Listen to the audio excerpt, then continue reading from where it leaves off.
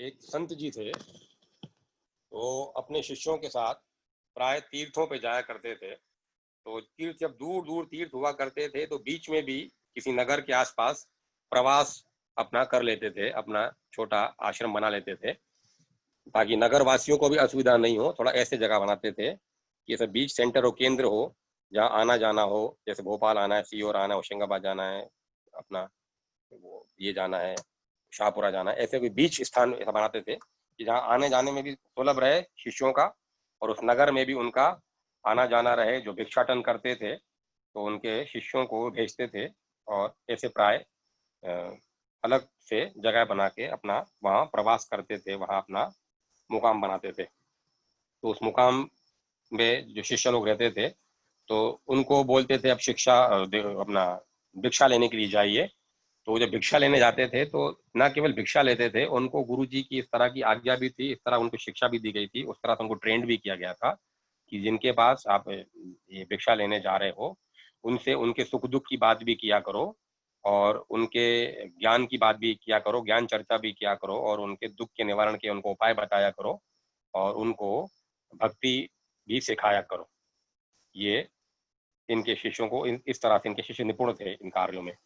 तो वो जाते थे और जाके अलग अलग जगह से भिक्षा लेके आते थे, सबसे उनके सुख दुख का हाल भी जानते थे, किस तरह रह रहे हैं, किस तरह निर्वाह कर रहे हैं, कैसे उनकी दिनचर्या चल रही है, कैसे उनकी आय के साधन है, उनके गुजरान अच्छा निकल रहा है। तो वो सब बताते थे, उनको उपाय बताते थे उनके निवारण का कि इस तरह से करो तो ऐसा ठीक रहेगा। मतलब चलती फिरती समझो गंगा नदी समझें कि वो सब लोगों का भला करते चलते थे, जगह जगह रहते थे आश्रम बना के, और वहां पे उस जगह को सिद्ध पावन कर देते थे। तो इनके शिष्य सबसे पूछते थे कि आप कैसे हो, क्या हो, तो सब अपने बताते थे हम अच्छे हैं, ठीक हैं, खुश हैं अब। तो जो ये भिक्षाएं लेके जाते थे तो जाके गुरु के पास उपस्थित होते थे कि ये भिक्षा लेके आए हैं, तो गुरु जी खुद बताते थे ये भिक्षा जिनके यहाँ से लाए इनके घर में ऐसा है। बोला हाँ। ये भिक्षा जिनसे लाए हो इनको ये दुख था। बोला हाँ। ये भिक्षा जिनसे इनके यहाँ से भिक्षा लाए हो ये इतने सुखी इस तरह से सुख भोग रहे हैं। बोला हाँ। मतलब वो वहीं बैठे बैठे उनका हाल जान लेते थे। ऐसे सिद्ध पुरुष थे, ऐसे शिव भक्त थे, ऐसे अलयलोकी शिवलोकी संत थे ये। तो एक दिन जो शिष्य इनके गए एक नगर में, तो वहां पे जो उस घर में भिक्षा लेने गए तो वहां के जो बुजुर्ग थे तो वो बहुत दुखी थे, बहुत आलाप रहे थे, बहुत दुख से रो रहे थे, बहुत दुख विलाप कर रहे थे, बहुत रो रहे थे। तो उनको बोला क्या ये, उन कारण पूछा कि ये क्यों रो रहे हैं। बोला ये बीच बीच में ऐसे कभी कभी रोते हैं, फिर 2 दिन 3 दिन बाद इनका शांत हो जाते हैं, ऐसा कई सालों से चल रहा है, लेकिन अभी पिछले कुछ समय से बहुत ज्यादा रो रहे हैं ये। तो उनसे जाके मिले तो बोला आप क्यों रो रहे हैं, क्या दुख है आपको, क्या परेशानी है। बोला जी जो मुझे दुख है उस दुख का निवारण आपके पास नहीं है, तो मैं क्या बताऊं आपको, मैं क्यों रो रहा हूँ, छोड़िए, रहने दीजिए। आप आए हैं, उनका आदर सत्कार किया और उनको भिक्षा दी, उनको जो वो खाते नहीं थे लेके गुरु कर ले जाते थे, तो उन्होंने जितना भी आदर सत्कार स्वीकार किया बाकी को लिया। तो बोला आप बताइए रोने का कारण क्या। बोला मैं बताऊं तो सिर्फ रोने का, बोले आपके पास उसका निवारण ही नहीं है, जो मेरे पास दुख है उस दुख का निवारण कहीं भी नहीं है, कोई मेरे दुख को दूर नहीं कर सकता। बोले नहीं, हमारे गुरु सक्षम है, आपके दुख को दूर करेंगे, आप बताइए, हम उनको आपका दुख निवेदन करेंगे तो जरूर कुछ हल निकालेंगे वो।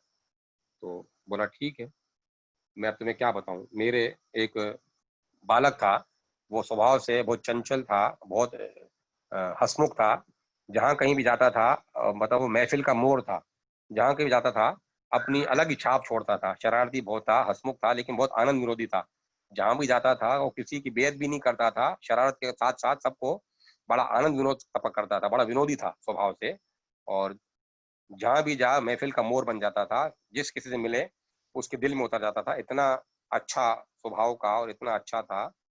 और वो एक दिन पता नहीं क्या हुआ, वो उसी को पता क्या हुआ, वो सब शरारतें, हंसी मजाक, आनंद विनोद छोड़कर और हम सबको छोड़कर चला गया और जाके सन्यासी जीवन अपना लिया, और सन्यासी बन गया है वो। तो बोला आपसे मिले नहीं मिले, कहाँ है वो। बोला वो सन्यासी ये अब पता नहीं कहाँ होगा, कहाँ घूम रहा होगा, कहाँ फिर रहा होगा, हमें क्या पता, लेकिन रह रहे कि मेरे को उसकी याद आती है तो मेरे को रहना रोना आ जाता है। तो मैं उसी उसी लिए विलाप कर रहा था, उसी लिए मैं रो रहा था, मेरे को उसकी बहुत याद आ रही, तीव्र गति से अब मेरा निकट समय आ गया है मैं वयोवृद्ध हो गया हूँ, अब मैं इस संसार में बहुत कम समय रहूँगा, तो उससे मिलने की मेरे को बहुत उत्कंठा है, बहुत उत्सुकता है, बहुत मेरे को उससे मिलने की आशा है। मैं उसके आस में बहुत मेरे को दुःख हो रही, बहुत पीड़ा हो रहा है, मुझे बहुत रोना आ रहा है, ये मेरा दुःख है।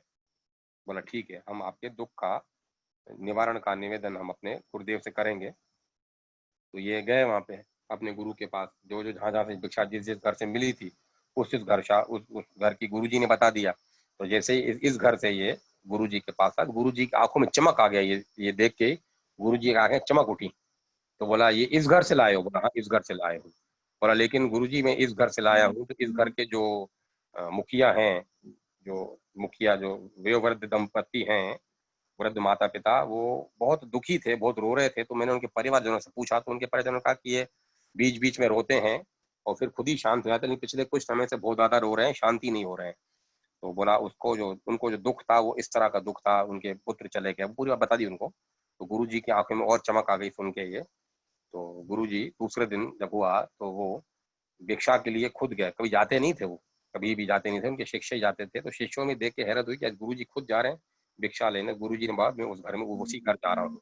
तो जैसे ही उस नगर की सीमा में प्रवेश किए वो, तो जो लोग उनको मिलते थे प्राय, तो नमस्कार चमत्कार होता ही है, बड़ों को आदर देते ही हैं, संतों को, सिद्धों को, अपने यहाँ से ऐसी परंपरा चली आई है। तो लोगों ने उनको नतमस्तक किया, सिर झुकाया, उनसे प्रणाम लिया किया, उनको उनसे आशीर्वाद लिया। तो उनसे पूछते थे आपके घर में ये ठीक है? नाम ले लेके पूछते थे आपके घर में वो ठीक है? वो बोलते थे ये वाकई कुछ सिद्ध पुरुष हैं, ये महात्मा, इनको हमारे गांव में कभी आए नहीं, हमने इनको भी देखा ही नहीं, लेकिन इनको हमारे घर में कौन कैसा है, कौन क्या करता है, वो सब पता है इनको, नाम बता रहे, नाम ले लेके बोल रहे हैं। फिर ये अब वैसे तो प्राय होते ही सिद्ध सिद्ध पुरुष। तो ये फिर उस घर में गए। तो जैसे ही गए, तो जो घर के दूसरे थे वो मिले आके, बोला नहीं मेरे को उनसे मिलना है, जो वयोवृद्ध आपके जो यहाँ के मुखिया, उनसे मिलना है। उनके पास गए और उनसे बैठ के चर्चा की, और जैसे इनके पुत्र बात करते थे, हंसी मजाक करते थे, ऐसे दो तीन शब्द उन्होंने निकाले इनके सामने। तो जो मुखिया थे उनके चेहरे पे अलग चमक आ गई। बोला ये शब्द कैसे इनके मुंह से निकले? तो बोला आप जरा मेरे पास आएंगे आप। वो काफी वृद्ध हो चुके थे, तो उनको दिखता भी कम था। तो बोला मेरे पास आएंगे? बोला ठीक है आता हूँ। तो उनके पास गया, तो बोला मैं आपको छू के देखना चाह रहा हूँ, आपको छू सकता हूँ, मैं आपके शरीर में फेर सकता हूँ हाथ? तो उनके दूसरों ने कहा कि नहीं, आप ऐसा नहीं कीजिए पिताजी या दादाजी, जो थे उनके रिश्तेदार, उन्होंने कहा कि ऐसा मत कीजिए, संत जनों को आप कैसे करोगे? नहीं, ना करने दो उनको जो करना है। तो उन्होंने पूरे हाथ फेरे इनके शरीर पे, और इतने में उनकी जो धर्म पत्नी थी वो भी आ गई। तो उनसे भी इन्होंने कुछ ऐसे शब्द कहे, तो उनकी भी आंख चेहरे में चमक आ गई। तो उन्होंने भी इनको छू के देखा। तो जहां जहां छू के देखा, तो बोला तुम तो वो हो, हमारे पुत्र हो, कि जहां जहां तुम्हारी चोट की निशान है, तुम यहाँ गिर गए थे? पहले ही पूछा कि बोला हाँ मैं यहाँ गिर गया था, अब तुम ठीक हो? तो जो बचपन में उनको चोटें लगी थी, जैसे गिरे थे, तो उनको बच्चों का तो बचपना माँ बाप को याद ही रहता है कि कब कैसे कहाँ गिरा था और कहाँ चोट लगी और किस चोट की कितनी गहरा निशान है। तो वो उन्होंने वहां हाथ लगा के देखा। तो बोला हाँ मैं वही हूँ। तो बोला बड़ा उन्होंने आनंद किया और बड़ी अच्छे से उन्होंने बातें की, और बड़ा दुख उनका जाता रहा, बड़ा आलिंगन किया, प्रेम से उनको बातचीत किया, और उनको बोला कि आप अब ऐसा करो कि मेरी समय निकट है, अब आप कहीं मत जाओ, आप यहीं रहो, मैं आपका आश्रम यहीं बना देता हूँ, अब मेरा कुछ समय है, मैं चाहता हूँ अब तुम मेरे आसपास रहो। तो बोला मैं एक जगह तो रह नहीं पाऊंगा, कुछ समय जरूर रहूंगा मैं आपके साथ, लेकिन मैं एक जगह नहीं रह सकता, क्योंकि मेरे और भी आश्रम, मेरे को और जगह भी जाना पड़ता है। तो ये तो यहाँ तक कि इनकी सांसारिक बात हो गई। अब आगे की जो बात बता रहा हूँ, उनके जो इनके शिष्य थे, इन्होंने जो शिष्य बना रखे थे, जब ये जाते थे तीर्थों पे, तो जगह जगह मैंने कहा ना, अपने एक इस तरह से जगह बनाते थे, अपना ऐसा मुकाम बनाते थे जो ग्राम और नगर वासियों को भी असुविधा नहीं हो, लेकिन वहां से सेंटर पॉइंट हो कि लोगों शिष्यों को उनका आना जाना सहज हो, कि अलग अलग दिशाओं में, अलग अलग नगरों में जा पाए और उनसे लोगों से मिल पाए, और लोगों का भी वहाँ सुचारू रूप से आना जाना हो। तो ऐसे जब जब ये तीर्थों पे निकलते थे, या तीर्थों के अलावा भी निकलते थे, तो अपने शिष्यों को इन्होंने उस तरह से ट्रेंड निपुण कर रखा था कि वो वहां पे आश्रम बना के उनको छोड़ देते थे कि अब तुम लोग यहीं रहो, अब इन नगर वासियों का, ग्राम वासियों का उद्धार करो, और जिनकी जो दुख है, जो तकलीफ है, जो परेशानी है, वो दूर करो। इस तरह से इन्होंने अलग अलग शिष्यों को अलग अलग काम में निपुण कर रखा था, अलग अलग विधाओं में पारंगत कर रखा था, विद्या से भरपूर कर रखा था। किसी को वैद्य शास्त्र सिखा रखा था, कोई अगर दुखी हो, रोगी हो, तो उनको ही सिखाओ, और जो वहाँ के वैद्य हो उनको भी वहाँ पे जड़ी जड़ी बूटियों का ज्ञान दो। कोई अगर वैश्य है, समुदाय के हैं, तो उनको, जैसे अर्जुन बोलते हैं अंग्रेजी में, वोकेशनल ट्रेनिंग, वो अपने उनको उस तरह से उसमें आप निपुण करो, ताकि वो अपने घर में भरण पोषण सही से कर पाए और अपनी कला में और अपने कार्य में कुशलता ला पाए, व्यवहार व्यापार में कुशलता ला पाए। इसी तरह से इन्होंने अलग अलग खंड बना रखे थे अपने, और जब जब ये निकलते थे तीर्थों पे तो वहां से मिलते हुए जाते थे उन आश्रमों से।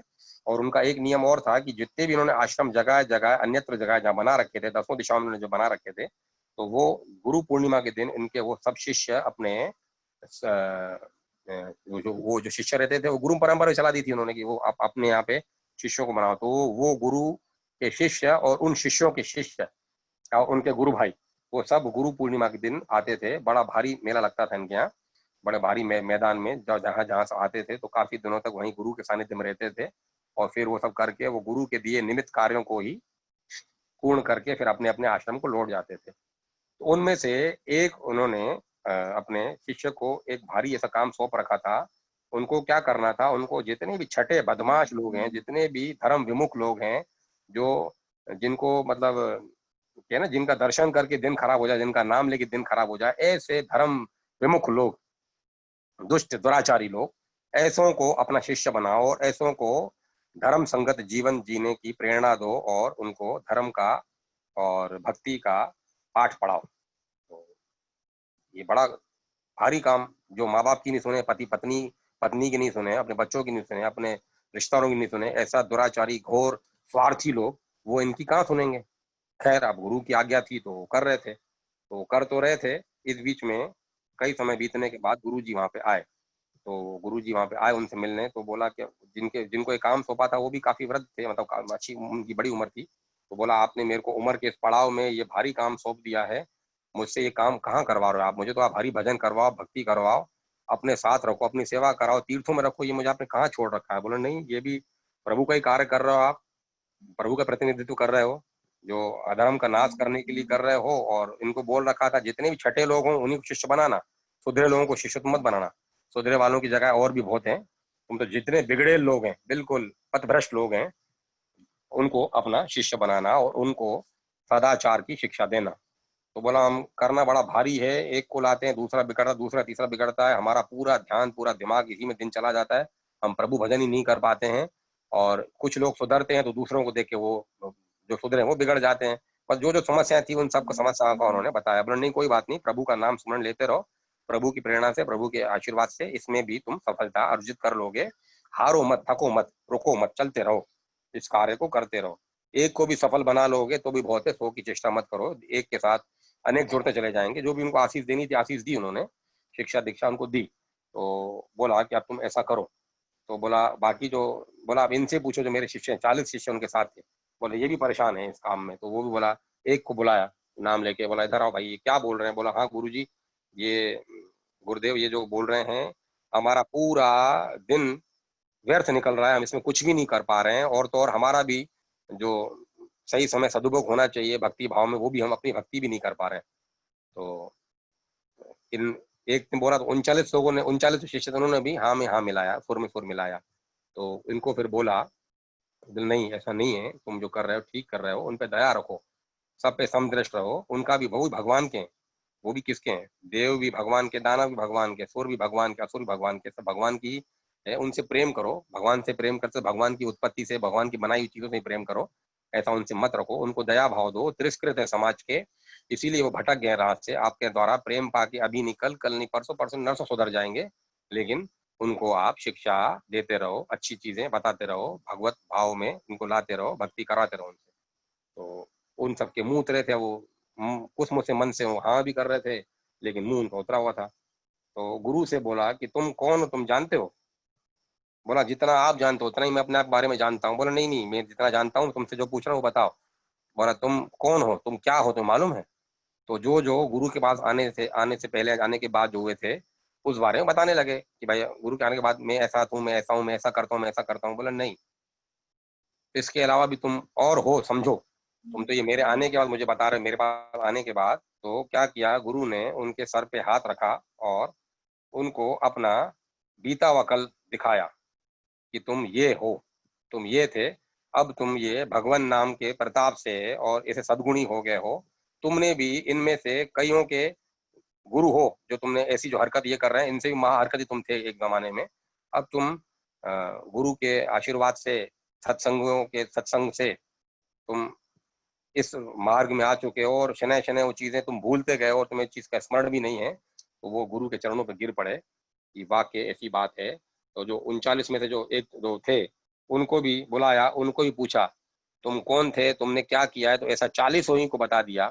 तो 40 के 40 गिर पड़े कि हाँ वाकई ये जो हम जिनको शिक्षा दीक्षा दे रहे हैं, इनसे तो ज्यादा बदमाशी हमने की हुई है।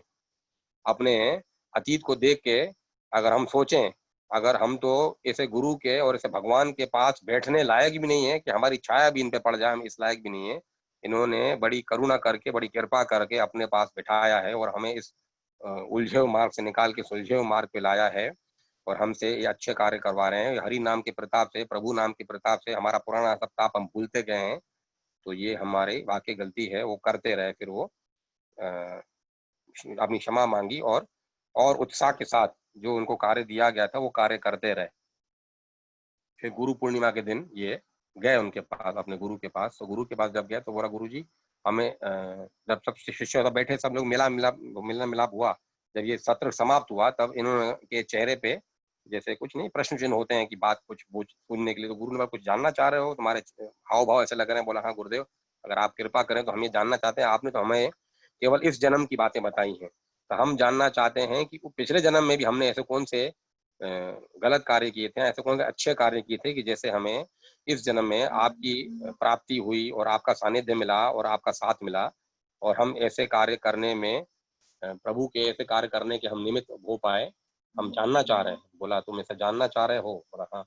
तो बोला, तो गुरु जी ने इनको कुछ खाने के लिए दिया। बोला, ये लो, इसको खाओ और जाके आश्रम में अपने कुटिया में जाके बैठो, निकलना मत बाहर, वहां से वहीं बैठना, और जब भूख लगे तो ये जो तुम्हें दिया यही खाना, और तुम्हें और कोई कार्य तो है नहीं। बोला, नहीं, हमें तो बस यही कार्य है। तो बोला, 5 दिन तुम्हें लगेंगे अपने बीते हुए जन्मों की सब देखने के लिए कि तुमने पहले क्या किया था।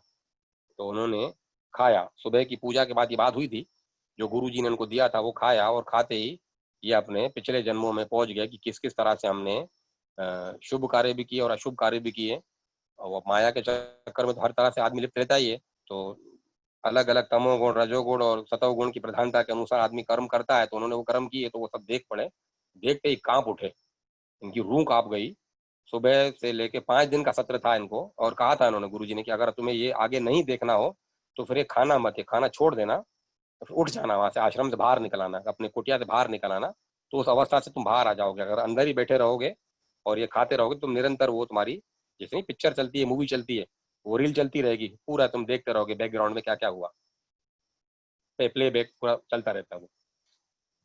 तो ये सुबह की पूजा के टाइम बैठे थे और शाम होने से पहले पहले ये उठ के गुरु के चरणों में आके गिर पड़े। सांध्य पूजा के टाइम पे आके गिर पड़े कि गुरु जी आपकी महिमा तो अपरंपार है, और प्रभु की भी दया का कोई भाव, कोई आव छाव नहीं है। हमने ऐसे कार्य भी किए हैं, लेकिन कभी भी प्रभु ने हमारे गलत कार्यों पर दृष्टि नहीं डाली, आपने भी हमारे गलत कार्यों पर दृष्टि नहीं डाली। अच्छे कर्मों की दृष्टि डाल के हमें अपने पास बिठाया और गलत कार्यों को दूर किया। अगर ऐसे अगर हम अ, जैसे उनके लिए बोल रहे थे, ऐसे अगर आप होते तो हम अब आज इस पद को प्राप्त ही नहीं कर पाते। आपकी महिमा का, आपकी कृपा का कोई अंत ही नहीं है। तो ऐसे ये प्रभु की, गुरु की महिमा गाते हुए चले। तो ये, तो मैंने अभी इन गुरु जी के ये सब बातें बताई। गुरु जी के पास शिव जी रोज आते थे, ऐसे शिव के अनन्य भक्त थे ये। और शिव जी इनसे पूछा करते थे कि तुमने इन भक्तों को ये विद्या दी, कैसे विद्या दी है, कैसे सिखाए, तुम कहाँ से सीखे? बोला, बस आपकी कृपा से मैंने किया है ये। तो जो निर्धन है उनको धन कमाना सिखा दिया, जो बेसुरे हैं उनको सुर में गाना सिखा दिया, जो निठल्ले हैं उनको अच्छा निपुण बना दिया कलाओं में, जो वेद शास्त्र में किसी को आगे पारंगत कर दिया, किसी को धंधे में पारंगत कर दिया, किसी को अच्छा बड़ा भारी जैसे इंजीनियर बना दिया। ऐसे अलग अलग लोगों को बनाते गए। जो धर्म भ्रष्ट हैं उनको धार्मिक बना दिया। तो ऐसा गुरु शिव जी अक्सर इनसे पूछा करते थे, और ये अक्सर बोलते थे आप ही कृपा है, आप ही कृपा है। तो एक बार जब इनका अंतिम समय आया, तो जैसे शिव जी ने पूछा था, तो शिव जी जो इनके साथ साथ जो कुछ अपने अति प्रिय और अति घनिष्ठ शिष्य होते हैं जो साथ रहते हैं। हालांकि गुरु के सब प्रिय होते हैं, सब घनिष्ठ होते हैं, ऐसा नहीं बोलना चाहिए, मैंने गलत शब्द का इस्तेमाल कर दिया, अति प्रिय। गुरु को सब प्रिय होते हैं, अप्रिय कोई नहीं होता। लेकिन कुछ गुरु जी के बहुत ज्यादा सानिध्य में रहते हैं, साथ में रहते हैं, जो उनकी सेवा में लगे रहते हैं। तो वो भी जब देखते थे शिव जी आए हैं तो शिव जी का उनको भी दर्शन होता था। उन गुरु के कृपा पात्र थे, शिव जी की कृपा पात्र थे। तो शिव जी जब पूछते थे तो गुरु जी की बात ये सुनते थे। तो उन्होंने कहा, गुरु जी आप बताइए कि क्या वजह है, ये आप कैसे कर पाए जो गुरु जी शिव जी पूछ रहे हैं, हम भी ये जानना चाह रहे हैं। और अब इनका बोला, मैं बस जाना चाह रहा हूँ, अब मेरा अंतिम समय आ गया है, अब मैं शिवलिंग होऊंगा। तो शिव जी ने भी पूछा उनसे, तो इन्होंने इस बात का खुलासा किया कि बोला, ये एक तो धर्म कर्म करने की मेरी अभिलाषा थी, दूसरा मेरी प्रार्थना आपसे ये थी, जब मैं उस जीवन में बड़ा आनंद विनोदी रहता था, तो जब ये गए थे वो परिवार में मिलने, तो उन बच्चे थे घर के, वो सब देखते थे, गांव के जो बड़े वयोवृद्ध थे वो आए थे, बोला तुम अच्छा ये वही है? तो बोला तुम वैसी मस्ती करते थे, तुमने ऐसे कैसे किया, तुम करके बताओ। तो ये भी रम गए थे उस टाइम, जब गए मिलने गए थे पिताजी से, भिक्षा लेने गए थे, तो वो सब उन्होंने करके दिखाया उन्होंने। तो बच्चे बोलते थे ये तो इतनी मस्ती करते हैं, और आप हमें तो मस्ती नहीं कर रहे, तो हमें तो मस्ती करने के लिए मना करते हो, आप तो इतना करते। बोला तुम्हारी मस्ती में इसकी मस्ती में फर्क है, ये अलग तरीके की इनकी मस्ती थी, लेकिन मर्यादा में रहते थे ये। तो वो सब करते थे। और फिर इन शिष्यों ने भी कहा कि आपकी मैंने हमने मस्तियां तब देखी जब आपने परिवार के सामने करके बताया था, वो चीजें करके बताई, कितना आपने आनंद विनोद कराया हम सबका। और वो सब जीवन से हट के इस जीवन में आप कैसे आए और ये सब चीजें आपने कैसे प्राप्त की। तो बोला जब मैं प्राय निकलता था घर से बाहर, तो लोगों को देखता था, कोई सब्जी बेच रहा है, कोई फल बेच रहा है, कोई कपड़े बेच रहा है, तो मेरे मन में हमेशा ये आता था कि ये अपने अपने कार्य में निपुण कैसे, सिद्ध कैसे, अपने अपने कार्य में कैसे कर पाते हैं। तब से ही मैं भगवान से प्रार्थना करता था कि जो जो जिस जिस विधाओं को मैं देख रहा हूँ, तो वैद्य जो है उपचार करके लोगों को ठीक कर देता है, लोहार है जो इस तरह से कार्य करके ठीक करता है, जो सुथार है उसका लकड़ी के काम में अच्छे करते हैं, ये सब ज्ञान इनके पास कैसे आया, ये सब ज्ञान में कैसे निपुण है, मुझे भी ज्ञान मिले। तो मैं नित्य शिव जी से इस बारे में प्रार्थना करता था। और जब मैंने संन्यास लिया तो मेरी भी गुरु से सबसे पहले प्रार्थना ये थी कि मुझे इन सब क्षेत्रों में आप पारंगत करो, ताकि मैं संसार में इस चीज को, जैसे कहते हैं ना अव्वल नंबर, नंबर वन का A grade, A plus plus grade का मैं ऐसे फौज प्रभु की तैयार करूं, और प्रभु के निमित्त में ये कार्य करूं, और प्रभु का प्रतिनिधि बन के सबको मैं शिक्षित दीक्षित करूं। तो ये मेरी गुरु से प्रार्थना थी, और मेरे गुरु भी पहुंचे हुए थे। गुरु ने प्रभु आपसे प्रार्थना की, और मेरी इच्छा, दृढ़ शक्ति और सत्य संकल्प जो मेरा अच्छे कार्यों में लीन था, तो मेरी इच्छा की पूर्ति के लिए आपने मेरे गुरुदेव को ये वरदान दिया, मुझे वरदान दिया, तब ये मैं कार्य कर पाया। इन्होंने ऐसे अलग अलग शिष्य अलग अलग विधाओं में तैयार किए थे कि वो समाज में सबको शिक्षित करते थे। इनका एक ही उद्देश्य था कि जो भी रहे नंबर एक रहे, नंबर एक का कलाकार हो, नंबर एक का गवैया हो, नंबर एक का भक्त हो, नंबर एक का डॉक्टर हो, नंबर एक का इंजीनियर हो, मतलब ये इनकी नंबर एक करने की सबको चेष्टा थी। और इसमें भगवान ने इनकी वो प्रार्थना वो पूरी की, और इनको वो सदगति दी। ये भगवान जब इनसे पूछा करते थे, भगवान को बताते नहीं थे, सिर्फ बताते थे कि भगवान जब मैं आपको बता दूंगा तो फिर आप मेरे पास आना बंद कर दोगे, अब मेरा ये समय पूर्ण हो चुका है, अब मैं आपके साथ चलना चाह रहा हूँ। ऐसा करके इन पूजनियों की जीवन निकला, ऐसा उन्होंने सबका भला किया। तो बोलो भोले बाबा की जय, जगदम्बा की जय, गजानन स्वामी की जय, कार्तिक भगवान की जय, नंदीश्वर की जय, समग्र शिव शक्ति दरबार की जय, समस्त संतों भक्तों की जय, समस्त पूजनियों की जय, आज के आनंद की जय।